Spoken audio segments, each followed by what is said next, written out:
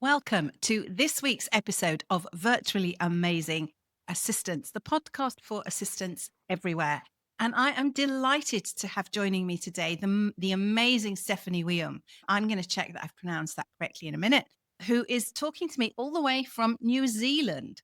So today I got up at, well, some might call it silly o'clock. I was up about 6 a.m. so we could have our chat at 7:30 a.m., which I think is quite late in the evening for you or early evening for you, Stephanie. But That who is Stephanie Wium and why am I talking to her? Well, I've known Stephanie for several years, I think now. I don't know exactly how many. We met through one of the VA groups that I lurk in because I try and help assistants everywhere. And Stephanie has morphed from being a VA to being the Canva queen. And we're going to talk lots more about that as we go through because it's a really interesting journey. And it just goes to show that things happen, life changes, and you can deal with them and you can just change what you do and do really well. And she's built also a community of entrepreneurs who appreciate her practical know how and bold, inspiring insights. And I've got that from my crib sheet here because I sometimes forget things, got to that age where I forget. So, Stephanie, what did I miss? What else would you like to tell our listeners about what you do? Yes, Shelley, thank you very much for that introduction. And yeah, I started my admin career as an executive assistant to C-suite. So before I even thought I'd become a virtual assistant or even the Canva queen, I cut my teeth on admin as an executive assistant, which of course was rough on some days. But other than that, you got everything right. I'm in New Zealand and it is 6:30 p.m. when we started our chat. So yes, a whole 12-hour difference between us. Yep, that's amazing. That's fantastic. Okay, so that kind of leads into, from what you said in your introduction, leads into one of the questions that I've got. So, listeners, I prepare for these interviews, although I know Stephanie and I've known her for quite a while, but I do prepare and I think about the questions that you might like the answers to and to hear about the journeys that our guest experts have gone through because we can all learn from the things that happen. So, I wanted to know, my first question was how many ups and downs have you had in your assistant career? So, I mean, start looking back at being an executive assistant to C-suite right through to now when you're assisting people with Canva. When I started my I started as just an admin assistant with my last company and I progressed into executive assistant to C-suite. There were lots of downs. In the beginning, there were too many downs to actually even think that I was going to make it. Learning the mannerisms of my executives were not an easy task. I thought I'd be okay with it all, but you know what? All four of them had different personalities. So obviously I had to learn all of that. So I felt a lot of pressure, but you know what? As my confidence in my own ability grew, I started realizing they are just normal human beings like you and I who needed help. And I was in a perfect position to offer them the help that they needed. Then when launched the other thing wanted to mention, the one thing I learned from them is how to actually run a business, but also how to not run a business because there are two sides of the coin over here. When I launched my business as a VA, I was going to be a generalist virtual assistant and I was going to solve all of the problems of the world, one client at a time, that I burn myself out completely. I knew nothing about business. I still had an employee mindset. I didn't know what I was doing. So it was tough learning, but as it goes, we learn.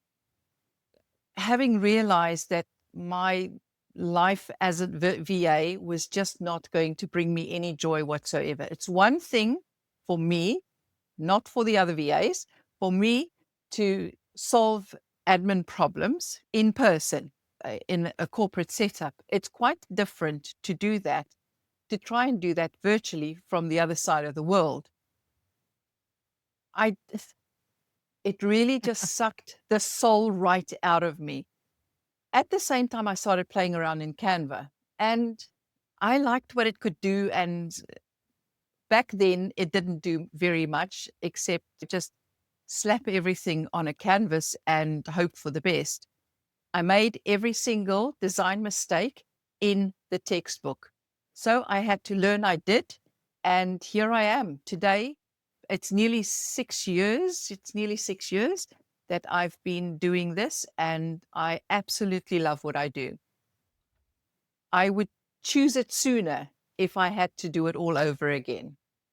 Yeah, but I think that's the thing, isn't it? We often don't know what it is that we need to choose sooner, and that's really interesting because in one of my other interviews with the wonderful Jeanette Tessier, who I interviewed yesterday, which was June the 10th, 2024, these episodes will go out in early 2025. So just kind of some context, and I can't remember the order of events, whether you're before Jeanette or after Jeanette, but we talked a lot about things have to bring you joy. You have to enjoy what you're doing. And if you're not enjoying it, if it's not bringing you fun, then it's not worth doing. Unless you are on the breadline and absolutely have to earn that money to put the food on your table that you need, then, once you get to a level where you know what you're doing and you can morph slowly as you've done and find the things that bring you joy to do. And that's really important. And I love talking to people like on the podcast, and I love delivering training. And I do everything virtually, but it's in person virtually. So that's great. And I've got my pre-recorded stuff, and I love talking to camera. So I'm okay with what I do. And each year I think maybe this will be the last year. Maybe I'll retire. And then I think, "No, it's too much learning, too much fun. Who wants to retire? What's that? Boring." So you stumbled across Canva and started to learn it. What made you, or how long did it take you to realize that that was what you wanted to do full time and start to morph your clients across, or stop doing the general support and start focusing in? Because I imagine you can't do that overnight. It definitely wasn't an overnight journey for me. I think I came out to New Zealand the second time in May, and I went back to South Africa in October. So October, I started playing around with the idea that I was going to do design and eventually teach people as well. And it took me probably in the region of about 6 to 8 months to actually really know what I was doing. I set out to learn everything I could. And even now, as the platform evolves, Canva is ever evolving. There are always new things to learn, which is great for me because I'm in the very fortunate position as being a Canva community ambassador. So I know beforehand when something is about to change. So I can start playing around and give feedback and that sort of thing. So every day for me at this point in time is a school day. But I enjoy learning. And as so my journey into Canva has not been easy. It's been filled with potholes and gravel road and nothing but definitely not smooth sailing, but it's been a good learning curve. And as I said, I wouldn't change it for the world. I often call Canva the love of my business life, and it really is. Yeah. Well, no, that's great. I think you do have to, as we just said, love what you do. And when you can find something that allows you to niche properly in like just one thing, that's phenomenal. I couldn't niche across Microsoft Office because I love all of the applications that I teach.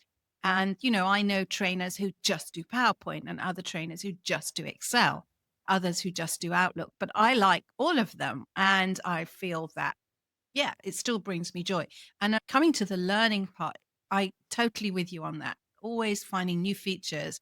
When Microsoft drops something new, either I've known about it and I go and try it, or something appears. Like the new Outlook at the moment is changing almost, well, not daily, but frequently.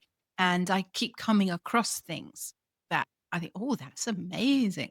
So yeah, I'm totally with you on the learning part of it. So you mentioned about being in South Africa, going to New Zealand, going back to South Africa, going back to New Zealand. What's all that about? Where you're clearly from South Africa. I can hear I that, am. the South African Yes. accent. So why why move to New Zealand in the first place?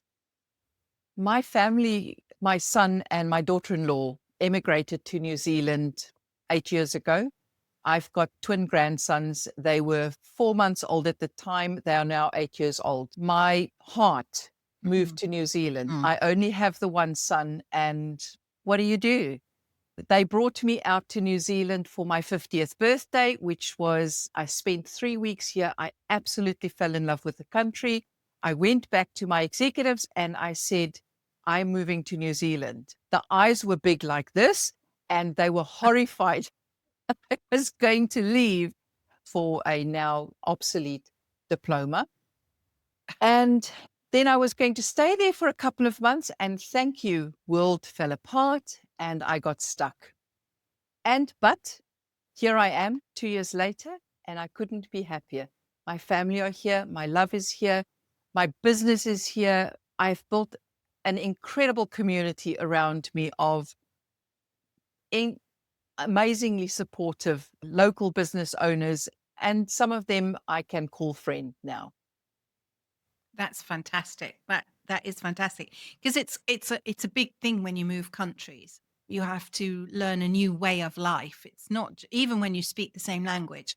So I have two children who live in Florida, and we go there twice. We try and get there twice a year, just because we have grandchildren there, and we want to see them just like you. And although I speak the same language, we all speak English.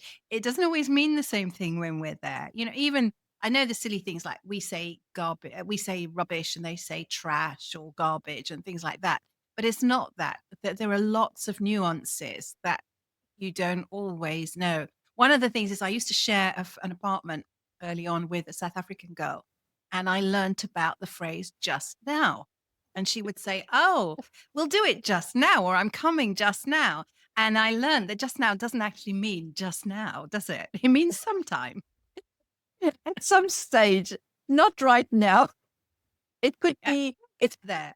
it could be 5 minutes, it could be 10, it could be 5 hours or 5 days. And that reminds me, I was helping out facilitating on a session behind the scenes on diversity and inclusion. And one of the things people said that when in a global company that they found the most difficult when they were asked the question, what holds you back? And they all said language.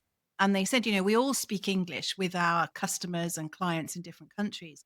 But when I say I'll do something very soon, or they say they'll do something very soon, we're not sure what we mean, and does very soon mean in the next 5 minutes or the next 5 days? And in different countries, it means different things, which, which is, can be a challenge.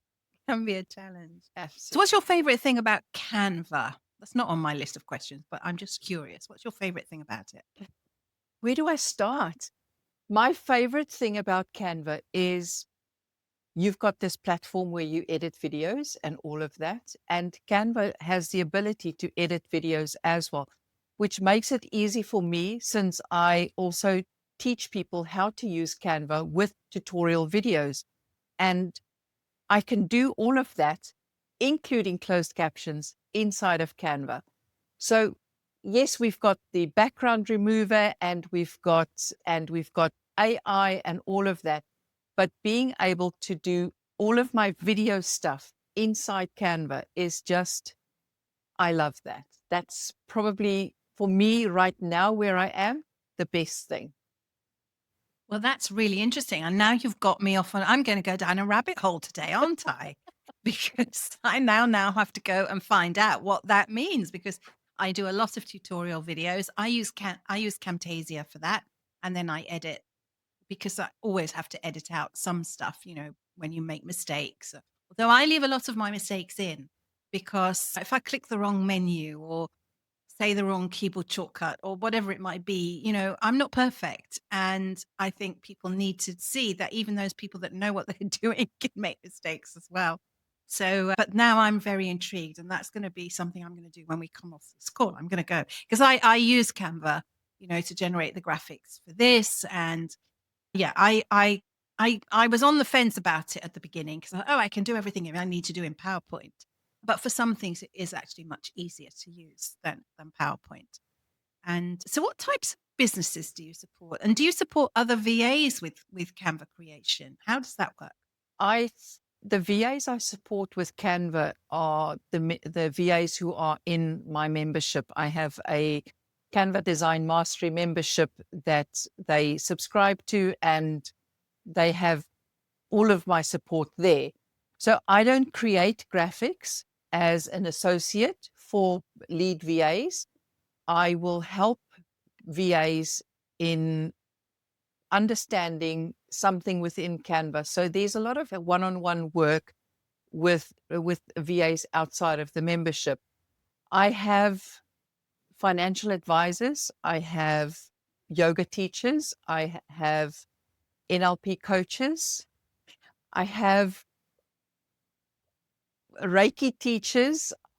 I- Yeah. This there literally is so much. I've got business development specialists. So it's very broad.